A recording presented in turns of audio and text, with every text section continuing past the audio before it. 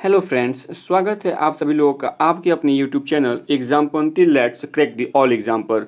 दरोगा के 1799 पदों पे जो न्यू वैकेंसी आई है उसके पीटी परीक्षा के लिए यहाँ पे रुक्मणी पब्लिकेशन की तरफ से 30 प्रैक्टिस सेटों का आप देख सकते हैं पहला वॉल्यूम है, इसे जारी किया गया है। लेकिन इन तमाम प्रैक्टिस सेटों में एक कमी ये है कि इनके जो भी करंट अफेयर के प्रश्न हैं वो मार्च 2025 तक ही अपडेट है। लेकिन हम अलग अलग वीडियो के माध्यम से इन तमाम प्रैक्टिस सेटों के जो भी करंट अफेयर के प्रश्न हैं उसे अक्टूबर 2025 तक अप टू डेट करके आप लोगों के बीच में लेकर आते रहेंगे। तो चलिए आज इस सेशन को शुरू करते हैं। लेकिन उससे पहले आप सभी लोगों से एक छोटी सी रिक्वेस्ट है कि अगर सेशन पसंद आए तो प्लीज़ वीडियो को लाइक करें, चैनल को सब्सक्राइब जरूर करें तथा वीडियो को ज़्यादा से ज़्यादा अपने फ्रेंड सर्कल में शेयर करें। तो चलिए आज के इस सेशन के पहले प्रश्न को देखते हैं। समान आयतन तथा द्रव्यमान के दो बर्तन H गहराई तक जल में डुबोए जाते हैं। बर्तन A की तली से जल अंदर प्रवेश करता है। यदि A तथा B को डुबोने में किए गए कार्य WA तथा WB हैं तो दिए गए विकल्पों में क्या सही होगा। दिए गए विकल्पों में जो विकल्प B है यह सही होगा। WA की अपेक्षा WB ज़्यादा काम करेगा। ठीक है, तो विकल्प बी जो इस प्रश्न का सही आंसर हो जाएगा। चलिए अगला प्रश्न देख लेते हैं। यदि तार की लंबाई 2 गुनी कर दी जाए, कितनी गुनी? 2 गुनी कर दी जाए और तार के अनुप्रस्थ काट का क्षेत्रफल आधा कर दिया जाए तो पदार्थ की प्रतिरोधकता पर क्या प्रभाव पड़ेगा। तो यह अपरिवर्तित रहेगा। विकल्प डी जो है इस प्रश्न का सही आंसर हो जाएगा। पदार्थ की प्रतिरोधकता पर कोई प्रभाव नहीं पड़ेगा। चलिए अगला प्रश्न देख लेते हैं। जब किसी उदासीन धातु के गोले को धनात्मक रूप से आवेशित कांच की छड़ के संपर्क से आवेशित किया जाए तो इस गोले पर क्या प्रभाव पड़ेगा। तो इस गोले पे यह जो गोला होगा क्या करेगा, इलेक्ट्रॉन गंवाएगा। विकल्प ए जो है इस प्रश्न का सही आंसर हो जाएगा। कांच की छड़ को सिल्क से रगड़ने पे कांच से सिल्क की ओर इलेक्ट्रॉन का स्थानांतरण होता है, जिससे क्या होगा कि उससे कांच की छड़ धनावेशित और सिल्क ऋणावेशित होगा। इसी प्रकार किसी वस्तु द्वारा इलेक्ट्रॉन त्यागने पर उस पर धनावेश तथा ऋण ग्रहण करने पे यानी इलेक्ट्रॉन का ग्रहण करने पर उस वस्तु पर क्या होता है, ऋणावेश आ जाता है। तो जब आवेशित कांच की छड़ से संपर्क कराई जाएगी तो उसमें क्या होगा, यह इलेक्ट्रॉन को गंवाएगा। विकल्प ए जो है इस प्रश्न का सही आंसर हो जाएगा। अगला प्रश्न देख लेते हैं। किस पड़ोसी देश को लैंड ऑफ थंडर ड्रैगन कहा जाता है। तो यह भूटान को लैंड ऑफ थंडर ड्रैगन कहा जाता है। विकल्प डी जो इस प्रश्न का सही आंसर हो जाएगा। चलिए अगला प्रश्न देख लेते हैं। पाकिस्तानी सीनेट में विपक्ष की पहली महिला नेता कौन बनी है। तो इनका नाम है शेरी रहमान। विकल्प सी इस प्रश्न का सही आंसर हो जाएगा। अगला प्रश्न है। सीकर तकनीक के साथ भारत की क्रूज मिसाइल कौन सी है। इस प्रश्न का सही आंसर हो जाएगा। विकल्प सी, इस मिसाइल का नाम है ब्रह्मोस दुनिया की पहली और एकमात्र सुपरसोनिक क्रूज मिसाइल बन गई है, जिसे नौसैनिक प्लेटफॉर्म से लंबवत या झुकी हुई दोनों अवस्थाओं में प्रक्षेपित किया जा सकता है। तो विकल्प सी इस प्रश्न का सही आंसर है। चलिए अगला प्रश्न देख लेते हैं। भारत में ब्रिटिश शासन का बड़े पैमाने पर विस्तार सहायक संधियों के माध्यम से हुआ, जो गवर्नर जनरल डैश के शासनकाल में शुरू की गई थी। तो पूछा जा रहा है जो ब्रिटिश भारत में सहायक संधि शुरू की गई थी वह किस गवर्नर जनरल के काल में हुई है। तो इसका सही आंसर हो जाएगा विकल्प सी, यानी सहायक संधि जो शुरू हुई थी कब हुई थी, लॉर्ड वेलेस्ली के शासनकाल में। विकल्प सी इस प्रश्न का सही आंसर हो जाएगा।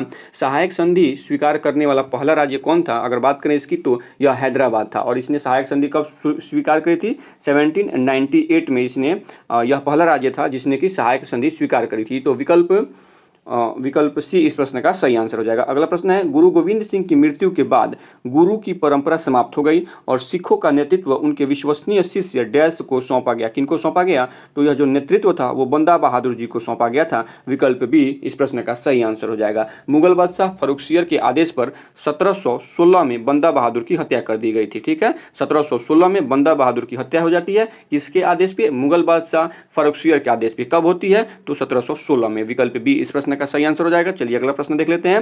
पाकिस्तान का नाम सबसे पहले डैश के द्वारा गढ़ा गया था। किसके द्वारा, तो यह चौधरी रहमत अली जी के द्वारा गढ़ा गया था। विकल्प सी इस प्रश्न का सही आंसर हो जाएगा। मार्च 1940 को मुस्लिम लीग के लाहौर अधिवेशन में अध्यक्षता करते हुए मोहम्मद अली जिन्ना ने भारत से अलग मुस्लिम राष्ट्र पाकिस्तान की मांग की थी। तो सबसे पहले तो यहाँ पे चौधरी रहमत अली ने किया ही था, लेकिन 1940 में मुस्लिम राष्ट्र की मांग जो है वो मोहम्मद अली जिन्ना ने भी की थी। तो विकल्प सी जो है इस प्रश्न का सही आंसर हो जाएगा। अगला प्रश्न है। गोदावरी नदी का उद्गम स्थल डैश राज्य में है। किस राज्य में है, तो इसका उद्गम स्थल महाराष्ट्र राज्य में है। विकल्प सी इस प्रश्न का सही आंसर हो जाएगा। गोदावरी नदी की उपस्थिति अगर देखिएगा तो पश्चिमी घाट, यानी ये जो भारत का ऐसा अगर आप नक्शा बनाए तो ये वाला जो हिस्सा है ये पश्चिमी घाट होता है। ठीक है, तो गोदावरी नदी की उपस्थिति या उत्पत्ति जो है वह पश्चिमी घाट में त्रयंबकम पहाड़ी से हुई है, जो नासिक जिले महाराष्ट्र से निकलती है। इसके बाद गोदावरी नदी को दक्षिणी गंगा भी कहा जाता है तथा भारतीय प्रायद्वीप की सबसे बड़ी नदी कौन सी है, तो वह गोदावरी है। तो विकल्प सी जो इस प्रश्न का सही आंसर हो जाएगा। चलिए अगला प्रश्न देख लेते हैं। भारत की सबसे मीठे पानी की झील कौन सी है? तो भारत की सबसे बड़ी मीठे पानी की झील कौन है? वूलर झील है। विकल्प डी इस प्रश्न का सही आंसर हो जाएगा। वूलर झील कहाँ स्थित है? तो यह कश्मीर में स्थित है। भारत की सबसे बड़ी तटीय झील कौन सी है? चिल्का झील है, जो कि उड़ीसा में स्थित है और यह खारे पानी की एक लैगून झील है। इसके अलावा अगर बात करें लोकटक झील की, तो यह मणिपुर में स्थित है और यह पूर्वोत्तर भारत में मीठे पानी की सबसे बड़ी झील है। इस झील में कैबुल लामजाओ नामक तैरता हुआ राष्ट्रीय पार्क है। याद रखिएगा, बहुत ही इंपॉर्टेंट प्रश्न है।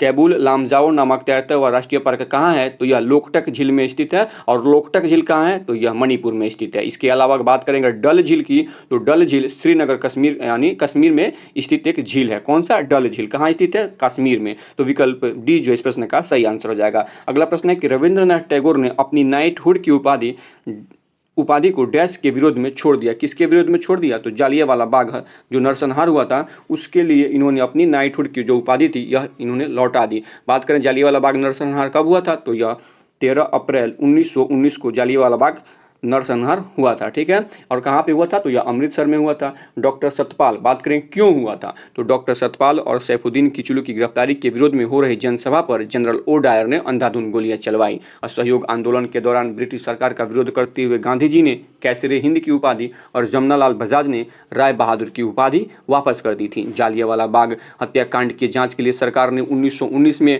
लॉर्ड हंटर की अध्यक्षता में एक कमेटी का गठन किया था। तो इस प्रकार से आप देखेंगे विकल्प बी इस प्रश्न का सही आंसर है। अगला प्रश्न देख लेते हैं।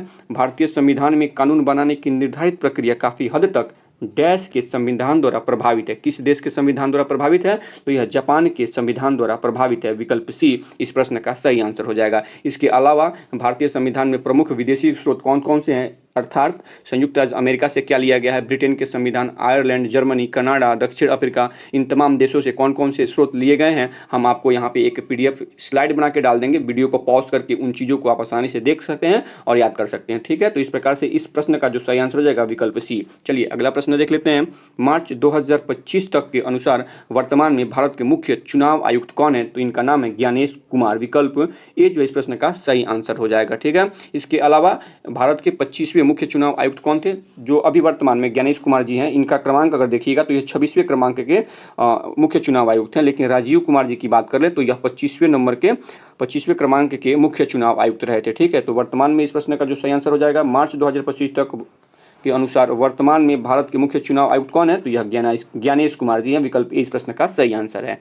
अगला प्रश्न है एथलेटिक्स फेडरेशन ऑफ इंडिया के नवगठित एथलीट आयोग के अध्यक्ष किसे नियुक्त किया गया है? तो यह अंजू बॉबी जॉर्ज जी को नियुक्त किया गया। विकल्प ए इस प्रश्न का सही आंसर हो जाएगा। इसके अलावा वर्तमान में भारतीय ओलंपिक संघ की अध्यक्ष की बात करें तो वर्तमान में भारतीय ओलंपिक संघ की अध्यक्ष PT उषा हैं और देवेंद्र झाझरिया भारत की पैरालंपिक समिति के अध्यक्ष हैं। तो विकल्प ए जो है इस प्रश्न का सही आंसर हो जाएगा। चलिए अगला प्रश्न देख लेते हैं।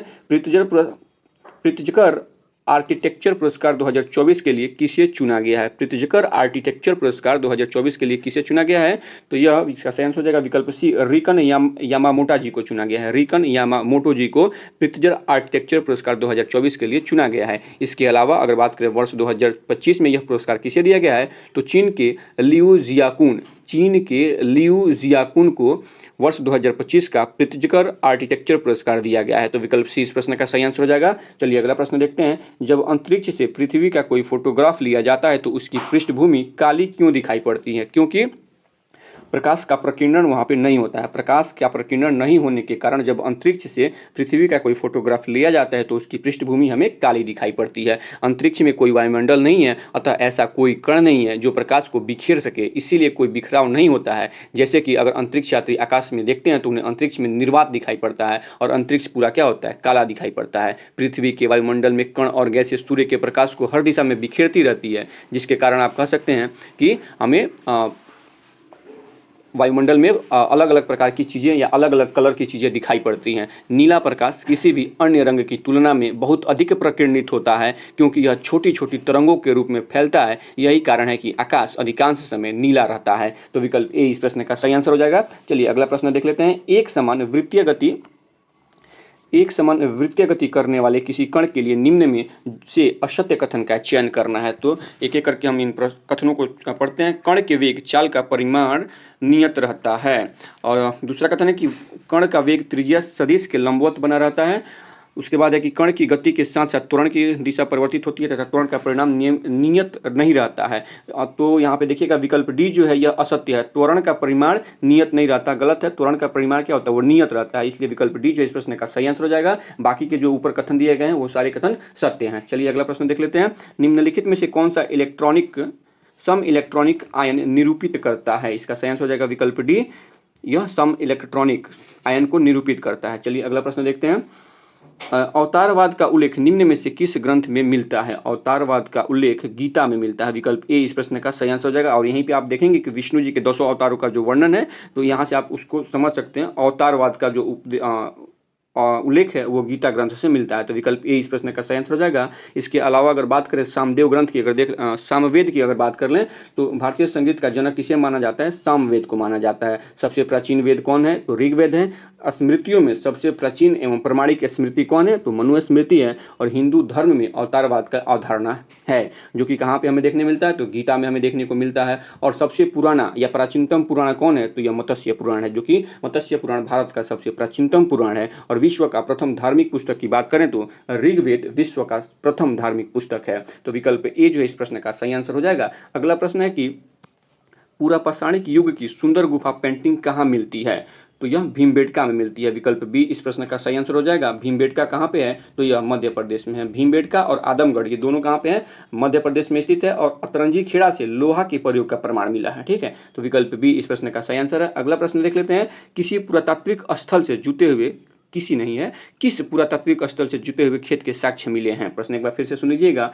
किस पुरातात्विक स्थल से जुटे हुए खेत के साक्ष्य मिले हैं? तो इसका सही आंसर हो जाएगा विकल्प बी, कालीबंगा से जुटे हुए खेत के साक्ष्य मिले हैं। लोथल से बंदरगाह का प्रमाण मिला है। लोथल से बंदरगाह का प्रमाण मिला है। कालीबंगा से हवन कुंड के साथ बलि प्रथा का भी प्रमाण मिला है। धौलावीरा से बेहतर जल प्रबंधन का प्रमाण मिला है। एक बार इन चीज़ों को फिर से सुन लीजिए। लोथल से बंदरगाह का प्रमाण मिला है। कालीबंगा से जुटे हुए खेत के साथ साथ हवन कुंड तथा बलि प्रथा का भी प्रमाण मिला है। और वहीं पे धौलावीरा से बेहतर जल प्रबंधन का प्रमाण मिला है। तो विकल्प बी जो इस प्रश्न का सही आंसर हो जाएगा। अगला प्रश्न देख लेते हैं। गुप्त युग में भूमि राजस्व की दर क्या थी? गुप्त युग में भूमि राजस्व की दर उपज का 6वां भाग था। विकल्प बी इस प्रश्न का सही आंसर हो जाएगा। चलिए अगला प्रश्न देखते हैं। निम्नलिखित में से कौन एक संगम युग में बंदरगाह नहीं था? तो संगम युग में अलंगुलम बंदरगाह नहीं था। विकल्प डी इस प्रश्न का सही आंसर हो जाएगा। अलंगुलम जो है यह बंदरगाह नहीं था। अगला प्रश्न देख लेते हैं। बारहमासा की रचना किसने की है? बारहमासा की रचना मलिक मोहम्मद जायसी ने की है। विकल्प सी इस प्रश्न का सही आंसर हो जाएगा। और तुगलकनामा की रचना किसने की? तो तुगलकनामा की रचना अमीर खुसरो के द्वारा की गई है। बारहमासा की रचना मलिक मोहम्मद जायसी ने की है और तुगलकनामा की रचना अमीर खुसरो ने की है। विकल्प सी इस प्रश्न का सही आंसर हो जाएगा। अगला प्रश्न देखते हैं। नीचे दिए गए भक्ति संतों का सही कालानुक्रम कौन सा है? तो इसका सही आंसर हो जाएगा विकल्प सी। पहले आएंगे क्रम की दृष्टि से देख लीजिए, गुरु नानक देव, फिर उसके बाद तुलसीदास, फिर तुकाराम, फिर रामदास। ठीक है, क्या पूछा गया? संतों का सही कालानुक्रम पूछा गया। तो पहले गुरु नानक देव हो जाएंगे, फिर तुलसीदास, फिर तुकाराम और फिर रामदास। तो विकल्प सी जो इस प्रश्न का सही आंसर हो जाएगा। चलिए अगला प्रश्न देख लेते हैं। वर्ष 2011 की जनगणना के अनुसार सर्वाधिक जनसंख्या वाला केंद्र शासित राज्य कौन है? तो यह दिल्ली है। विकल्प ए इस प्रश्न का सही आंसर हो जाएगा। इसके अलावा 2011 की जनगणना के अनुसार न्यूनतम जनसंख्या वाला अगर केंद्र शासित प्रदेश पूछा जाए तो वह लक्षद्वीप होगा। और 2011 की जनगणना के अनुसार सर्वाधिक जनसंख्या वाला कोई केंद्र शासित प्रदेश है तो वह कौन है? दिल्ली है। ठीक है, तो सर्वाधिक जनसंख्या वाला भी दिल्ली है और सर्वाधिक जनसंख्या घनत्व वाला भी कोई केंद्र शासित प्रदेश है तो वो दिल्ली है। लेकिन अगर बात करें कि न्यूनतम जनसंख्या वाला केंद्र शासित प्रदेश कौन है तो वह लक्षद्वीप हो जाएगा। तो विकल्प ए इस प्रश्न का सही आंसर है। अगला प्रश्न है कि सुप्रसिद्ध कोहिनूर हीरा शाहजहां को किसने भेंट की थी? तो सुप्रसिद्ध कोहिनूर हीरा शाहजहां को मीर जुमला ने भेंट की थी। विकल्प बी इस प्रश्न का सही आंसर हो जाएगा। नादिर शाह लगभग 70 करोड़ रुपए की धनराशि, जब नादिर शाह का भारत पर आक्रमण हुआ था तब नादिर शाह ने लगभग 70 करोड़ रुपए की धनराशि और शाहजहां का बनवाया हुआ तख्ते ताउत तथा कोहिनूर हीरा लेकर यह वापस फारस चला गया था। तो विकल्प बी जो इस प्रश्न का सही आंसर हो जाएगा। सुप्रसिद्ध कोहिनूर हीरा शाहजहां को मीर जुमला ने भेंट की थी। चलिए अगला प्रश्न देख लेते हैं। भारत में अंग्रेजी शिक्षा किसके द्वारा लागू की गई थी? तो भारत में अंग्रेजी शिक्षा विलियम बेंटिक के द्वारा लागू की गई थी। विकल्प सी इस प्रश्न का सही आंसर हो जाएगा। इसके अलावा भारत में अंग्रेजी शिक्षा का जनक किसे कहा जाता है? अगर ये पूछा जाए तो भारत में अंग्रेजी शिक्षा का जनक लॉर्ड मैकाले को कहा जाता है। ठीक है, इसके बाद सल्तनत काल और मुगल काल की बात करें, क्योंकि सल्तनत काल और मुगल काल के बाद ही अंग्रेज आए हैं। तो जब सल्तनत काल और मुगल काल में राजभाषा क्या थी अगर बात करें तो भारत की उस समय राजभाषा फारसी थी। ठीक है, इसके बाद अंग्रेजों ने 7 मार्च, आप देखेंगे अंग्रेज इसके बाद आते हैं। ठीक है, तो इसके बाद जब अंग्रेज आते हैं तो 7 मार्च 1835 को फारसी को हटा दिया जाता है और अंग्रेजी को क्या किया गया? राजभाषा का दर्जा दे दिया गया। इसके अलावा राजा राम मोहन राय के सहयोग से लॉर्ड बेंटिंक ने 1829 में सती प्रथा को समाप्त किया तथा बेंटिंक ने कर्नल स्लीमैन की सहायता से 1830 ईस्वी में ठगी प्रथा को समाप्त किया। तो इन चीज़ों को एक बार क्रमवार रूप में आप फिर से सुन लीजिए कि भारत में अंग्रेजी शिक्षा का जनक लॉर्ड मैकाले को कहा जाता है। सल्तनत काल और मुगल काल में राजभाषा फारसी थी, जिसके बाद क्या हुआ? अंग्रेजी भाषा को 7 मार्च 1835 ईस्वी में फारसी के स्थान पर राजभाषा घोषित किया गया। वहीं पर राजा राम मोहन राय के सहयोग से लॉर्ड बेंटिंक ने 1829 में सती प्रथा को समाप्त किया तथा बेंटिंक ने कर्नल स्लीमैन की सहायता से सन 1830 ईस्वी में ठगी प्रथा को समाप्त किया। तो विकल्प सी जो इस प्रश्न का सही आंसर हो जाएगा। भारत में अंग्रेजी शिक्षा किसके द्वारा लागू की गई थी? विलियम बेंटिक के द्वारा लागू की गई थी। चलिए अगला प्रश्न देख लेते हैं। 9 जनवरी 2025 को भारतीय प्रवासी भारतीय दिवस डैश में मनाया गया। कहाँ मनाया गया था? तो यह उड़ीसा के भुवनेश्वर में मनाया गया था। विकल्प ए इस प्रश्न का सही आंसर हो जाएगा। यह 18वें प्रवासी भारतीय दिवस की जो मुख्य अतिथि की बात की जाए तो त्रिनिदाद और टोबैको गणराज्य के राष्ट्रपति क्रिस्टीन कार्ला कंगालू थे। एक बार फिर से इस चीज़ को सुन लीजिए। 18वें प्रवासी भारतीय दिवस के मुख्य अतिथि त्रिनिदाद और टोबैगो गणराज्य के राष्ट्रपति क्रिस्टीन कार्ला कंगालू थे। 18वां प्रवासी भारतीय दिवस 2025 का थीम क्या था? तो विकसित भारत के लिए प्रवासी भारतीयों का योगदान। फिर से इसका सुन लीजिए।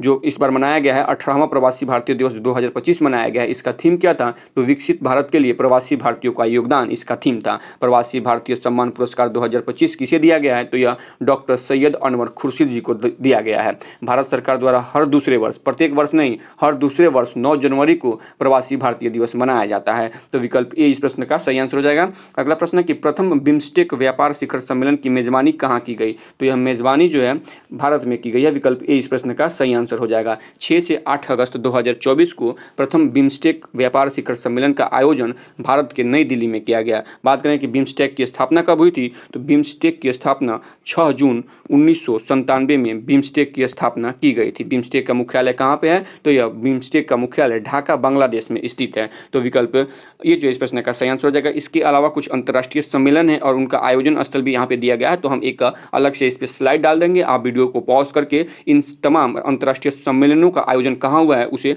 आसानी से देख सकते हैं। तो चलिए अगला प्रश्न देखते हैं। राष्ट्रीय अक्षय ऊर्जा दिवस कब मनाया जाता है? तो राष्ट्रीय अक्षय ऊर्जा दिवस 20 अगस्त को मनाया जाता है। विकल्प सी इस प्रश्न का सही आंसर हो जाएगा। चलिए अगला प्रश्न देख लेते हैं। निम्न में से किसे स्वयं संयोजित बल कहा जाता है? निम्न में से किसे स्वयं संयोजित बल कहा जाता है? तो इसका सही आंसर हो जाएगा विकल्प ए, स्थैतिक घर्षण को स्वयं संयोजी बल कहा जाता है। चलिए अगला प्रश्न देखते हैं। निम्न में सबसे प्रबलतम यानी स्ट्रॉन्ग एसिड कौन है? निम्न में सबसे प्रबलतम एसिड आप देखिएगा तो इसका सही आंसर हो जाएगा विकल्प डी, HI है। HI अर्थात हाइड्रोजन आयोडाइड है। सबसे प्रबलतम अम्ल कौन है? हाइड्रोजन आयोडाइड है। और अगर बात करें कुछ अन्य तथ्यों की तो सबसे प्रबलतम अम्ल यहाँ पे जो दिया गया विकल्प है इसमें सबसे जो स्ट्रॉन्ग एसिड है वो हाइड्रोजन आयोडाइड है, लेकिन ओवरऑल देखिएगा तो सबसे प्रबलतम अम्ल जो होता है वो HClO4 होता है। HClO4 जिसको क्या कहते हैं? हाइपरक्लोरिक अम्ल कहते हैं। और किंग ऑफ केमिकल किसे कहते हैं? तो किंग ऑफ केमिकल सल्फ्यूरिक अम्ल को कहते हैं। जिसका रासायनिक सूत्र क्या होता है? H2SO4। सल्फ्यूरिक अम्ल का रासायनिक सूत्र H2SO4 होता है, जिसे किंग ऑफ केमिकल के नाम से जाना जाता है। तो चलिए अगला प्रश्न देख लेते हैं। अगला प्रश्न है कि माइटोकॉन्ड्रिया में ऑक्सीजन की मदद से पाइरूवेट के विघटन के दौरान कार्बन डाइऑक्साइड के कितने अणु बनते हैं? तो कार्बन डाइऑक्साइड के 3 अणु बनते हैं। विकल्प बी जो इस प्रश्न का सही आंसर हो जाएगा। क्रेब्स चक्र में पाइरुविक अम्ल के एक अणु के पूर्ण ऑक्सीकरण द्वारा कार्बन डाइऑक्साइड के 3 अणु बनते हैं, क्योंकि एक ग्लूकोज अणु से पाइरुविक अम्ल के 2 अणु बनते हैं। ठीक है, और ग्लूकोज के एक अणु के पूर्ण ऑक्सीकरण से ऑक्सीजन यानी कार्बन डाइऑक्साइड के 6 अणु बनते हैं। तो विकल्प बी इस प्रश्न का सही आंसर हो जाएगा। अगला प्रश्न है कि हार्ड डिस्क की स्पीड कितनी होती है? हार्ड डिस्क की स्पीड 3600 चक्र प्रति मिनट होती है। और विकल्प डी जो इस प्रश्न का सही आंसर हो जाएगा। अगला प्रश्न देख लेते हैं। अंतरिम सरकार के संदर्भ में निम्नलिखित कथनों पे विचार करें तथा असत्य कथन का यहाँ पे चयन करना है। ठीक है, तो अंतरिम सरकार वास्तव में वायसराय की कार्यकारिणी परिषद थी जिसका अध्यक्ष वायसराय था, यह कथन सत्य है। ठीक है, क्या चूज करना है हमें? असत्य कथन चूज करना है, लेकिन पहला कथन सत्य है। दूसरा कथन है प्रधानमंत्री जवाहरलाल नेहरू उपयुक्त कार्यकारिणी परिषद के उपाध्यक्ष थे, यह कथन भी सही है। उपयुक्त सरकार में रेलवे जो था वो आसिफ अली जी को दिया गया था, रक्षा बलदेव सिंह को दिया गया था, वित्त मंत्रालय जो था वो लियाकत अली जी को दिया गया था तथा गृह मंत्रालय या गृह विभाग सरदार वल्लभ भाई पटेल को दिया गया था। दिए गए सारे कथन सही है, इसीलिए विकल्प डी जो इस प्रश्न का सही आंसर हो जाएगा, इनमें से कोई असत्य नहीं है। चलिए अगला प्रश्न देख लेते हैं। भारतीय संविधान सभा के संवैधानिक सलाहकार निम्नलिखित में से कौन थे? तो यह वेनेगल नरसिंह राव थे। विकल्प बी इस प्रश्न का सही आंसर हो जाएगा। चलिए अगला प्रश्न देखते हैं। स्वतंत्र भारत का पहला आम चुनाव किस वर्ष हुआ था? तो स्वतंत्र भारत का पहला आम चुनाव वर्ष 1951 से 52 में हुआ था। विकल्प डी इस प्रश्न का सही आंसर हो जाएगा। इसमें आप देखिएगा तो कुल मिला के 489 लोकसभा के स्थानों के लिए निर्वाचन हुआ था, यानी 489 सीटों पे इसका इलेक्शन हुआ था, जिसमें से सबसे बड़ी पार्टी कौन बन के उभरी थी? कांग्रेस सबसे बड़ी पार्टी बन के उभरी थी। कितने सीट थे कांग्रेस के? तो 364 वहाँ पे कांग्रेस को सीट प्राप्त हुई थी। इसमें आप देखिएगा तो उस समय महिलाओं का कितना प्रतिनिधित्व था? तो टोटल उस लोकसभा के चुनाव में टोटल 22 महिलाएं जो हैं वो जीत कर आई थी। और इसी से संबंधित अगर वर्तमान में बात कर लें तो जो 17वां लोकसभा चुनाव हुआ था उसमें महिलाओं की संख्या कितनी थी? 17वें लोकसभा चुनाव में महिलाओं की संख्या 78 थी, और अभी जो हाल ही में 18वां लोकसभा चुनाव हुआ है इसमें महिलाओं की संख्या वर्तमान में देखिएगा तो 74 है। तो विकल्प डी जो इस प्रश्न का सही आंसर हो जाएगा। स्वतंत्र भारत का पहला आम चुनाव वर्ष 1951-52 में किया गया था। चलिए अगला प्रश्न देख लेते हैं। भारत में निर्वाचन आयोग किसके लिए चुनाव करता है? तो भारत में निर्वाचन आयोग संसद, राज्य विधानमंडल, राष्ट्रपति के पद के लिए एवं उपराष्ट्रपति के पद के लिए चुनाव करवाता है। तो विकल्प डी जो इस प्रश्न का सही आंसर हो जाएगा। चलिए अगला प्रश्न देखते हैं। डॉक्टर सीवी रमन को किस विषय के लिए नोबेल पुरस्कार से सम्मानित किया गया था? तो भौतिकी शास्त्र के लिए उन्हें नोबेल पुरस्कार दिया गया था। विकल्प ए इस प्रश्न का सही आंसर हो जाएगा। भौतिकी में किसके लिए? तो डॉक्टर सीवी रमन जी को नोबेल पुरस्कार भौतिक शास्त्र में स्कैटरिंग ऑफ लाइट अर्थात प्रकाश के प्रकीर्णन के लिए डॉक्टर सीवी रमन जी को भौतिक शास्त्र में नोबेल पुरस्कार दिया गया था। इसके अलावा देखिएगा यह कब दिया गया था इनको यह नोबेल पुरस्कार? तो 1930 में यह पुरस्कार इनको दिया गया था। इनके अलावा रविंद्रनाथ टैगोर जी को साहित्य के क्षेत्र में नोबेल पुरस्कार दिया गया था। रविंद्रनाथ टैगोर जी को साहित्य के क्षेत्र में नोबेल पुरस्कार कब दिया गया था?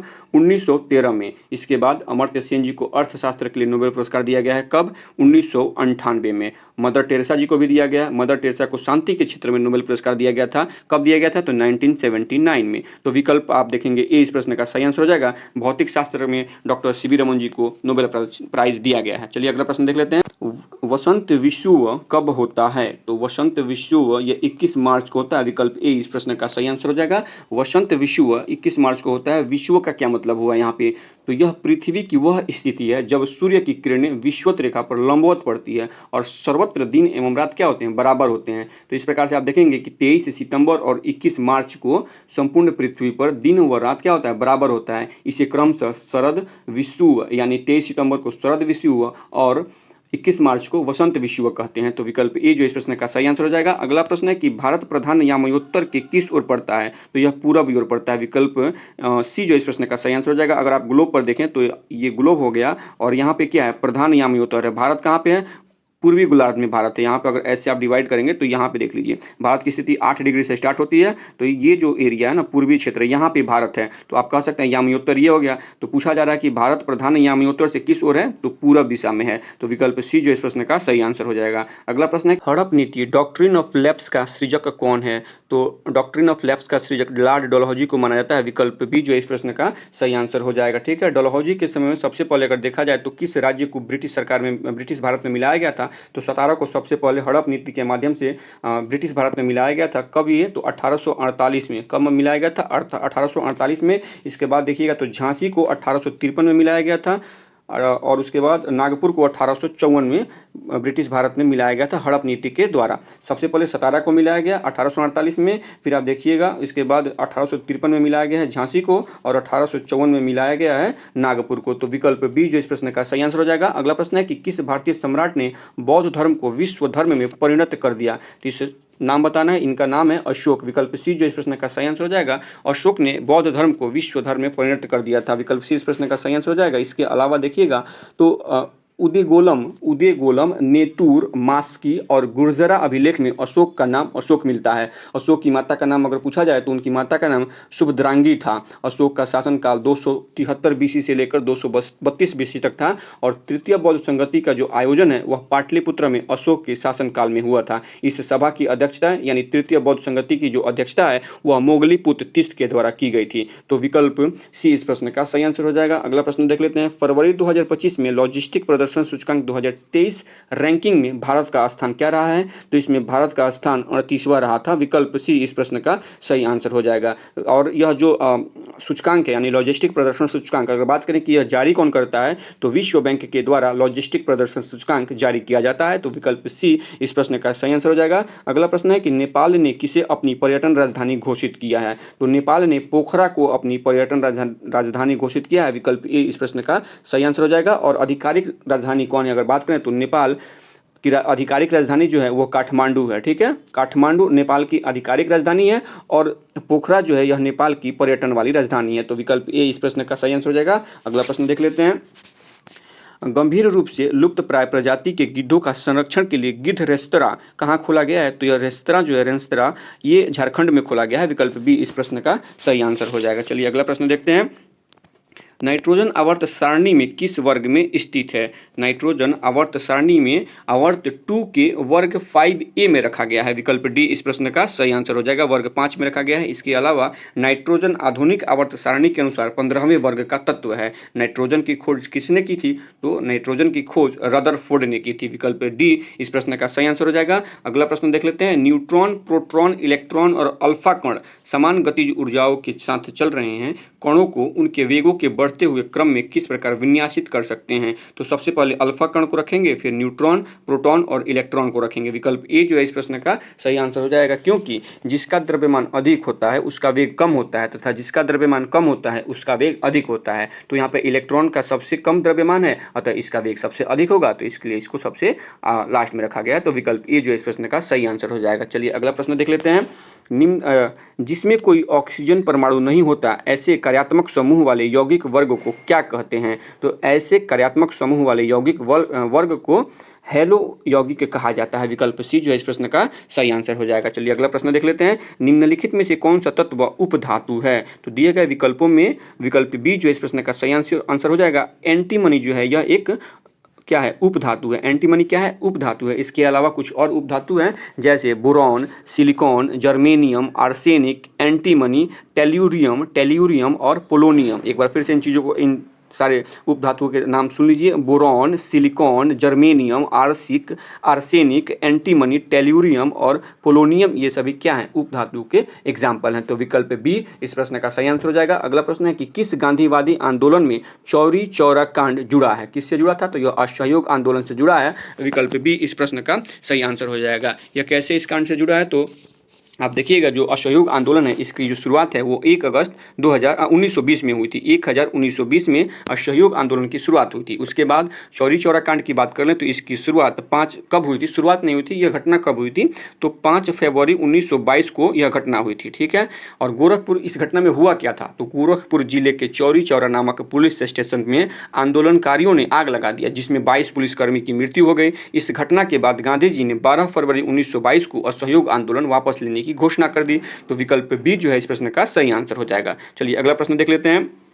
पूर्वी भारत में शीतकालीन वर्षा का कारण क्या है? तो पूर्वी भारत में शीतकालीन वर्षा का कारण समुद्र से भूमि की ओर चलने वाली चक्रवात है। समुद्र से भूमि की ओर चलने वाला चक्रवात, विकल्प सी इस प्रश्न का सही आंसर हो जाएगा। उत्तर भारत और पूर्वी भारत में शीत ऋतु में वर्षा का मूल कारण पश्चिमी विक्षोभ होता है। ठीक है, तो विकल्प सी इस प्रश्न का सही आंसर है। अगला प्रश्न है कि स्वतंत्रता का अधिकार किस अनुच्छेद में प्रदत्त है?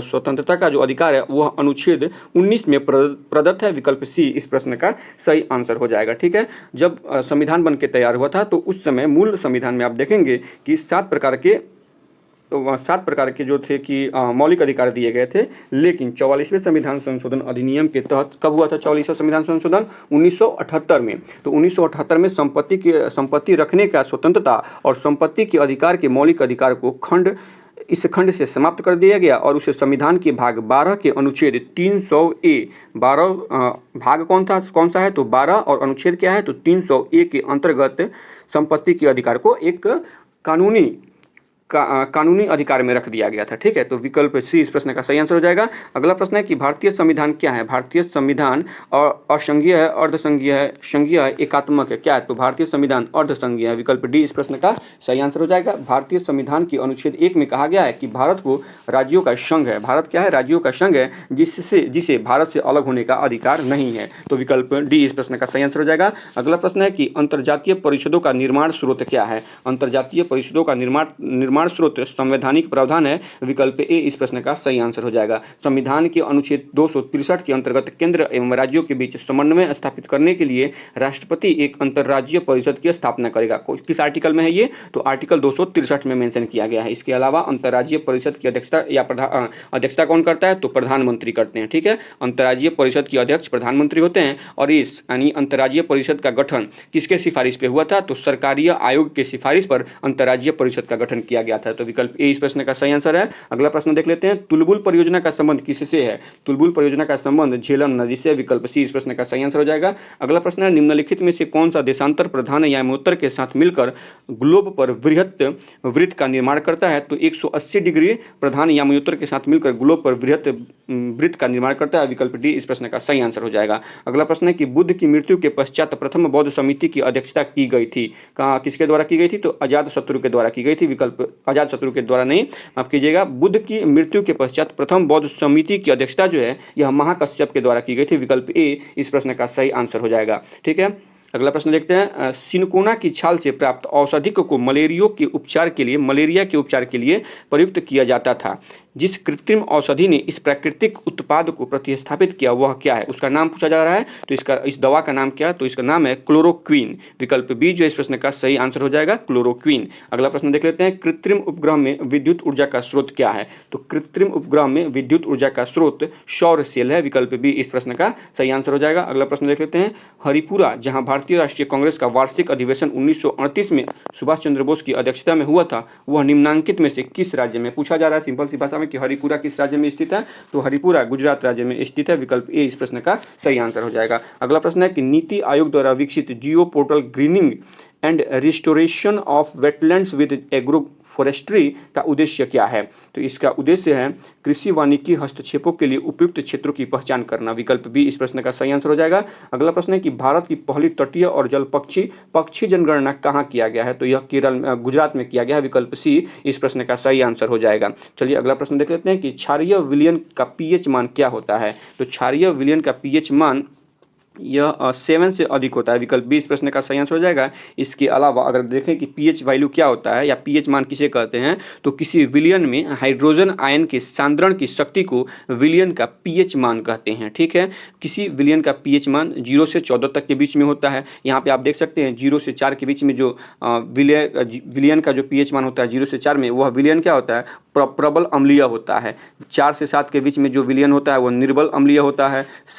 जिस विलयन का पीएच मान 7 होता है वह उदासीन विलयन होता है। 7 से 11 के बीच में जिस विलयन का पीएच मान होगा वह विलयन निर्बल क्षारीय होगा। और 11 से 14 के बीच में जिस विलयन का पीएच मान होता है वह विलयन जो होता है प्रबल क्षारीय होता है। तो विकल्प बी जो है इस प्रश्न का सही आंसर हो जाएगा। अगला प्रश्न देख लेते हैं, सबसे छोटी रक्त वाहिका को क्या कहते हैं? इसे केशिका कहते हैं। विकल्प डी इस प्रश्न का सही आंसर हो जाएगा। केशिका में अशुद्ध रक्त प्रवाहित होता है और यह दाएं नीले से रक्त को फेफड़ों तक ले जाती है। विकल्प डी इस प्रश्न का सही आंसर हो जाएगा। चलिए अगला प्रश्न देख लेते हैं, कुफर कोशिकाएं क्या हैं? कुफर कोशिकाएं क्या हैं? तो इसका सही आंसर हो जाएगा विकल्प ए। कुफर कोशिकाएं यकृत में पुरानी और टूटी फूटी लाल रुधिराणुओं को नष्ट कर देती है। तो विकल्प ए जो है इस प्रश्न का सही आंसर हो जाएगा। अगला प्रश्न देख लेते हैं, स्वपोषी अपने भोजन का संग्रहण किस रूप में करते हैं?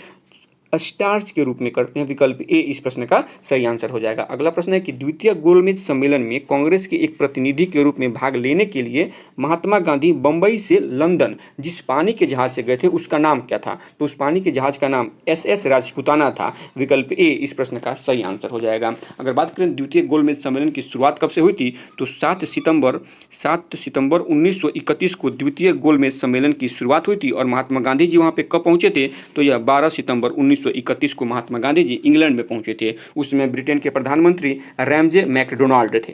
उस समय यानी द्वितीय गोलमेज सम्मेलन के समय ब्रिटेन के प्रधानमंत्री कौन थे? तो रैमजे मैकडोनाल्ड थे। तो विकल्प ए इस प्रश्न का सही आंसर है। अगला प्रश्न देखते हैं, निम्नलिखित में से सबसे बाद में क्या हुआ है? निम्नलिखित में से सबसे बाद में क्या हुआ है? तो बंगाल का विभाजन हुआ है। विकल्प बी इस प्रश्न का सही आंसर हो जाएगा। बंगाल का विभाजन कब हुआ है? सबसे पहले देख लेते हैं यहाँ पे विकल्प ए को। हड़प नीति जो है कब हुई है? तो हड़प नीति 1848 में, 1848 में हड़प नीति हुई है। ठीक है, उसके बाद अस्थायी बंदोबस्त देख लेते हैं। 1793 में अस्थायी बंदोबस्त हुआ है। और 1798 में क्या हुआ है? सहायक संधि हुआ है। और बंगाल विभाजन 1905 को हुआ है। तो बंगाल विभाजन क्या है यहाँ पे? सबसे बाद में क्या हुआ है? बंगाल विभाजन हुआ है। तो ठीक है, विकल्प बी इसका सही आंसर हो जाएगा। अगला प्रश्न देखते हैं, पश्चिम की ओर यात्रा करने वाले एक जहाज के कैप्टन ने 90 डिग्री पश्चिम देशांतर पर स्थानीय समय 10 घंटे सोमवार लिखी। यदि उसके जहाज की गति वही है जो पृथ्वी के घूर्णन की है, तो अंतर्राष्ट्रीय तिथि रेखा पर वह निम्नलिखित में से किस स्थानीय समय और दिन को प्राप्त करेगा? तो अंतर्राष्ट्रीय तिथि रेखा पर वह 4 बजे समय और दिन कौन सा होगा? तो सोमवार होगा। विकल्प ए इस प्रश्न का सही आंसर हो जाएगा। अगला प्रश्न देखते हैं, भारत के उपराष्ट्रपति के संबंध में कौन कथन असत्य है? ठीक है, तो पहला कथन है कि इसकी योग्यता यानी भारत के उपराष्ट्रपति बनने की योग्यता प्राप्त करने के लिए प्रत्याशी की आयु कम से कम 35 वर्ष होनी चाहिए। यह कथन बिल्कुल सत्य है। उपराष्ट्रपति राज्यसभा का सभापति होता है, यह कथन भी सही है। उपराष्ट्रपति का चुनाव भारत का राष्ट्रपति करता है, यह कथन ठीक नहीं लग रहा है। और यही इस प्रश्न का सही आंसर हो जाएगा। भारत के प्रथम उपराष्ट्रपति एस राधाकृष्णन थे, यह कथन भी सही है। तो विकल्प सी जो इस प्रश्न का सही आंसर हो जाएगा। अगला प्रश्न देखते हैं, सिक्किम भारत का एक राज्य बनाया गया था। सिक्किम भारत का एक राज्य कब बनाया गया था? तो 36वें संविधान संशोधन अधिनियम के अंतर्गत सिक्किम जो था यह भारत का राज्य बनाया गया था। और कौन से नंबर का था? अगर इस बात कर देखें तो यह 22वां राज्य बना था। कौन सा? 22वां पूर्ण राज्य बना था भारत का। तो विकल्प सी जो इस प्रश्न का सही आंसर हो जाएगा। चलिए अगला प्रश्न देख लेते हैं, समुद्र तल पर पृथ्वी के केंद्र से सबसे निकट कौन सा है? तो सबसे निकट उत्तरी ध्रुव है। विकल्प ए इस प्रश्न का सही आंसर हो जाएगा। अगला प्रश्न है कि एस्परांटो क्या है? एस्परांटो क्या है? तो यह एस्पेरांटो विश्व भाषा के रूप में कार्य करने के लिए बनाई गई एक कृत्रिम भाषा है। विकल्प डी इस प्रश्न का सही आंसर है। अगले प्रश्न की तरफ बढ़ते हैं, मिलान करना है। लोकप्रिय नृत्य, और यह नृत्य जो है किस राज्य से संबंधित है? तो आंध्र प्रदेश में कौन सा नृत्य किया होता है? बुर्रा जो है वो आंध्र प्रदेश में मनाया जाता है। विकल्प एक का विकल्प नहीं, सूची 1 में आप 1 देखिएगा तो इसका 2 हो जाएगा। असम का क्या है? असम का लोक नृत्य बिहू है। ठीक है, 2 का 2 1 के साथ। हिमाचल प्रदेश का क्या हो जाएगा? नाटी है, तीसरा का चौथे के साथ। और राजस्थान का झूमर है, चौथे का तीसरे के साथ। इस प्रकार से आप देखेंगे तो विकल्प 20 प्रश्न का सही आंसर हो जाएगा। पहला का दूसरा, दूसरा का पहला, तीसरा का चौथा और चौथा का तीसरा हो जाएगा। अगला प्रश्न देख लेते हैं, संसद के 2 सत्रों के बीच अधिकाधिक अंतराल होना चाहिए। कितने टाइम का अंतराल होना चाहिए? तो कम ज़्यादा से ज़्यादा अधिकाधिक पूछा जा रहा है तो ज़्यादा से ज़्यादा 6 महीने का अंतराल हो सकता है, इससे ज़्यादा का अंतराल नहीं होना चाहिए। विकल्प 20 प्रश्न का सही आंसर हो जाएगा। और भारतीय संविधान के अनुच्छेद 85 क्या है? आर्टिकल 85 के तहत सत्र को आहूत और सत्रावसान करने का अधिकार किसके पास होता है? राष्ट्रपति के पास होता है। सामान्यतः भारत में संसद के 3 सत्र आयोजन किए जाते हैं। कौन कौन? बजट सत्र, मानसून सत्र, शीतकालीन सत्र। बजट सत्र देखिएगा तो इसका समय है फरवरी से मई के मध्य। मानसून सत्र का समय जुलाई से सितंबर के मध्य किया जाता है। और शीतकालीन सत्र नवंबर से दिसंबर के बीच किया जाता है। तो विकल्प बी इस प्रश्न का सही आंसर हो जाएगा। 2 सत्रों के बीच में अधिकाधिक समय का अंतराल 6 महीने से अधिक नहीं हो सकता है। अगला प्रश्न देख लेते हैं, सूची 1 को मिलाना है सूची 2 के साथ। यहाँ पे उद्योग दिया गया है और यह उद्योग कहाँ अवस्थित है? तो रेलवे उपकरण दिया गया है। तो रेलवे उपकरण कहाँ पे है? इसका उद्योग जो है यह भिलाई में है। ठीक है, और मोटर वाहन का उद्योग कहाँ पे स्थित है? जबलपुर में है। मोटर वाहन कहाँ पे हो जाएगा? जबलपुर में, दूसरा का चौथा हो जाएगा। पोत निर्माण कहाँ होता है? कोच्चि में होता है। और साइकिल कहाँ है? साइकिल का निर्माण लुधियाना में, हरियाणा लुधियाना में होता है। विकल्प तो इस प्रकार से आप देखेंगे और विकल्प ए जो इस प्रश्न का सही आंसर हो जाएगा।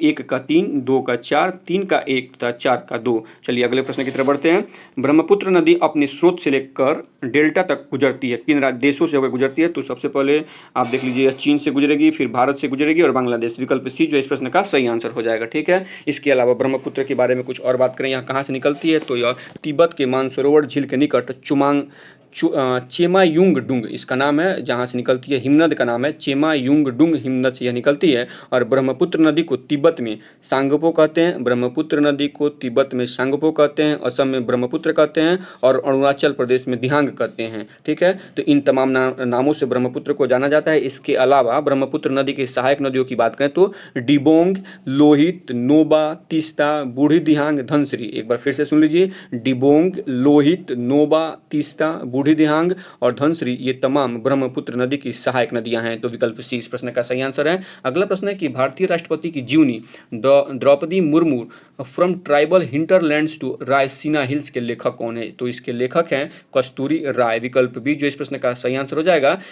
अभी वर्तमान में जो हमारी राष्ट्रपति हैं द्रौपदी मुर्मू जी, राष्ट्रपति बनने से पहले ये झारखंड की राज्यपाल रह चुकी हैं। तो यह प्रश्न पूछा जा सकता है कि राष्ट्रपति द्रौपदी मुर्मू के राष्ट्रपति बनने से पहले किस राज्य की राज्यपाल रह चुकी हैं? तो यह झारखंड राज्य की राज्यपाल रह चुकी हैं। तो विकल्प बी जो इस प्रश्न का सही आंसर हो जाएगा। चलिए अगला प्रश्न देख लेते हैं। नवंबर 2024 में भारत के नए नियंत्रक एवं महालेखा परीक्षक, जिन्हें शॉर्ट में सीएजी कहा जाता है, नवंबर 2024 में भारत के नए नियंत्रक एवं महालेखा परीक्षक के रूप में किसे नियुक्त किया गया है? तो इसका सही आंसर हो जाएगा विकल्प बी के संजय मूर्ति जी को भारत के नए सीएजी के रूप में नियुक्त किया गया है। अगर इसके अलावा देखें सीएजी का भारतीय संविधान में सीएजी का वर्णन कहाँ है? तो आर्टिकल 148 के अंतर्गत राष्ट्रपति जो है सीएजी की नियुक्ति करते हैं। ठीक है, तो विकल्प बी इसका सही आंसर हो जाएगा। अगला प्रश्न है कि हृदय की धड़कन को नियंत्रित करने के लिए इस्तेमाल किया जाने वाला निम्न में से कौन सा उपकरण है? तो इस उपकरण का नाम है पेस मेकर। विकल्प बी इस प्रश्न का सही आंसर हो जाएगा। इसके अलावा अगर कुछ और बातों को देखें तो हृदय का जो मनुष्य का हृदय होता है, अगर उसके वजन की बात करें तो मनुष्य के हृदय का वजन कितना होता है? 300 ग्राम के करीब होता है। और मनुष्य के हृदय में 4 कोष्ठक होते हैं। कितने कोष्ठक? 4 कोष्ठक, 2 आलिंद होते हैं और 2 निलय होते हैं। ठीक है, तो विकल्प बी जो इस प्रश्न का सही आंसर हो जाएगा। अगला प्रश्न है निम्नलिखित में से कौन सा पदार्थ जैविक आवर्धन दर्शाता है? तो रासायनिक कीटनाशक जो होते हैं ये जैविक आवर्धन को दर्शाते हैं। विकल्प ए इस प्रश्न का सही आंसर हो जाएगा। अगला प्रश्न है कि सिस्टोलिक दबाव किसकी एक माप है? सिस्टोलिक दबाव किसकी एक माप है? तो यह वेंट्रिकुलर संकुचन का माप है। विकल्प डी इस प्रश्न का सही आंसर हो जाएगा। अगला प्रश्न है निम्न में से कौन सा पूरे शरीर में संचारित होता है और चोट वाले स्थान पर रक्त का थक्का बनाने में मदद करके रिसाव को बंद कर देता है? तो इसका सही आंसर हो जाएगा विकल्प ए प्लेटलेट्स पूरे शरीर में संचारित होता है और चोट वाले स्थान पर रक्त का थक्का बनाने में मदद करके स्राव को बंद कर देता है। सामान्य तौर पे देखेंगे तो प्लेटलेट्स की संख्या 1.5 लाख से लेकर 3.5 लाख प्रति माइक्रोलीटर रक्त होती है। ठीक है, तो विकल्प ए जो इस प्रश्न का सही आंसर हो जाएगा। अगला प्रश्न है लाइपेज का स्रावण कहाँ से होता है? तो लाइपेज का स्रावण अमाशय, अग्नाशय और ग्रहणी से होता है। विकल्प सी इस प्रश्न का सही आंसर हो जाएगा। लाइपेज का श्रावण अमाशय, अग्नाशय तथा ग्रहणी से होता है। चलिए अगला प्रश्न देख लेते हैं। सूची 1 को सूची 2 से मिलान करना है तथा यहाँ पे क्या है? बाघ आरक्षित क्षेत्र और राज्य दिए गए हैं। तो इंद्रावती जो बाघ आरक्षित क्षेत्र है किस राज्य में है? तो इंद्रावती छत्तीसगढ़ में है। पहला का चौथा हो जाएगा। इसके बाद पेरियार बाघ आरक्षित क्षेत्र कहाँ पे है? तो यह केरल में है। पेरियार कहाँ पे है? केरल में है। तो विकल्प तीसरा, विकल्प नहीं ऑप्शन दिया जाएगा तीसरा। सिमलीपाल कहाँ है? उड़ीसा में है। सिमलीपाल उड़ीसा में, तीसरा का दूसरा हो जाएगा। और बांदीपुर टाइगर रिजर्व कहाँ है? तो यह कर्नाटक में, चौथा का पहला हो जाएगा। इस प्रकार से विकल्प सी जो इस प्रश्न का सही आंसर हो जाएगा। पहला का 4, दूसरा का तीसरा, तीसरा का दूसरा, चौथा का पहला। तो विकल्प सी इस प्रश्न का सही आंसर हो जाएगा। चलिए अगला प्रश्न देखते हैं। सूची 1 को सूची 2 से मिलाना है और यहाँ पे क्या है? संवैधानिक प्रावधान और किस देश से लिया गया है? तो मौलिक अधिकार कहाँ से लिया गया है? अमेरिका के अधिकार पत्र से लिया गया। पहला का क्या हो जाएगा? 4 हो जाएगा। राज्य के नीति निर्देशक तत्व आयरिश संविधान से, जिसको कि आयरलैंड कहा जाता है, तो पहला का तीसरा हो जाएगा, दूसरा का तीसरा हो जाएगा। मंत्रिमंडलीय सरकार कहाँ से लिया गया है? तो यह ब्रिटिश संविधान से लिया गया है। तीसरा का पहला हो जाएगा। और केंद्र राज्य संबंध कहाँ से लिया गया है? तो केंद्र राज्य संबंध कनाडा के संविधान से लिया गया है। तो इस प्रकार से विकल्प सी यहाँ पे देख सकते हैं, पहला का चौथा और दूसरा का तीसरा, तीसरा का पहला और चौथा का दूसरा है। तो विकल्प सी जो इस प्रश्न का सही आंसर है। चलिए अगला प्रश्न देखते हैं। राज्यसभा के संदर्भ में निम्नलिखित में से कौन सा कथन सही नहीं है? असत्य कथन पूछा जा रहा है। राज्यसभा एक अस्थायी सदस्य है, सही है, यह भंग नहीं होता है। लोकसभा भंग हो सकता है लेकिन राज्यसभा भंग नहीं होता है, यह सही है। इसके 1/3 सदस्य प्रत्येक 2 वर्ष पर रिटायर होते हैं, यह कथन भी सही है। राज्यसभा का गठन 1958 में हुआ था, 1958 में नहीं हुआ था, ये गलत है और यही इस प्रश्न का सही आंसर हो जाएगा। आप देखिएगा कि राज्यसभा जब पहले ही चुनाव 1951-52 में हुआ था, तो इसका गठन 1958 में कैसे हो सकता है? ठीक है, तो यह कथन गलत है। राज्यसभा के 12 सदस्य राष्ट्रपति द्वारा मनोनीत होते हैं, यह कथन सही है। तो एक सवाल यहाँ पे आता है कि राज्यसभा का गठन सबसे पहले कब हुआ था? तो राज्यसभा का गठन 3 अप्रैल 1952 को किया गया था, जिसमें 216 सदस्य शामिल थे। ठीक है, इसलिए विकल्प सी जो इस प्रश्न का सही आंसर हो जाएगा। अगला प्रश्न है, यहाँ से मैथ के कुछ प्रश्न है तो हम इसके आपको आंसर बताते चलेंगे। पहला का सही आंसर हो जाएगा विकल्प ए। 91 का जो आंसर हो जाएगा वो 1500 रुपये हो जाएगा। 92 का सही आंसर हो जाएगा विकल्प बी, 13.5 इकाई हो जाएगा। और 93 का देख लेते हैं। 93 का सही आंसर हो जाएगा विकल्प सी, 5 सेंटीमीटर। 93 का सही आंसर हो जाएगा विकल्प सी, 5 सेंटीमीटर। अगला प्रश्न देख लेते हैं। यहाँ पे इसको थोड़ा सा छोटा कर लेते हैं प्रश्न को।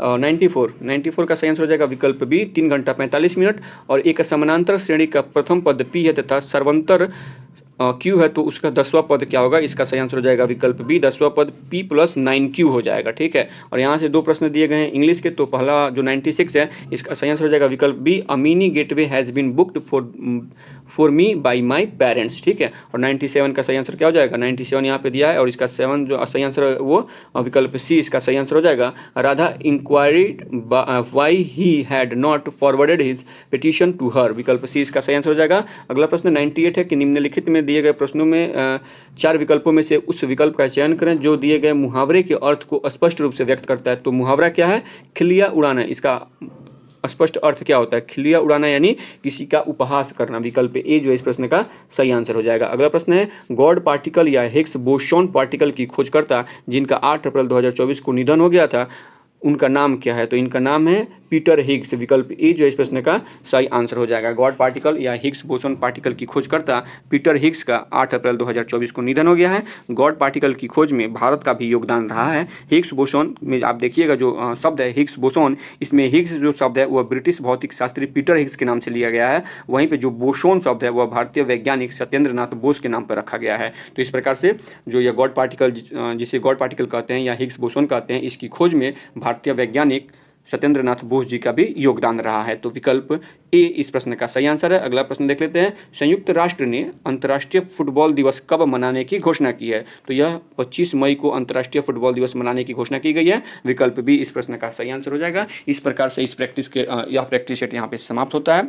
अगर वीडियो आप लोगों को पसंद आई हो तो प्लीज़ वीडियो को लाइक करें, चैनल को सब्सक्राइब जरूर करें और वीडियो को ज़्यादा से ज़्यादा अपने फ्रेंड सर्कल में शेयर करें। तो आज के वीडियो को यहीं पर समाप्त करते हैं, मिलते हैं इसके अगले पार्ट में, तब तक के लिए धन्यवाद।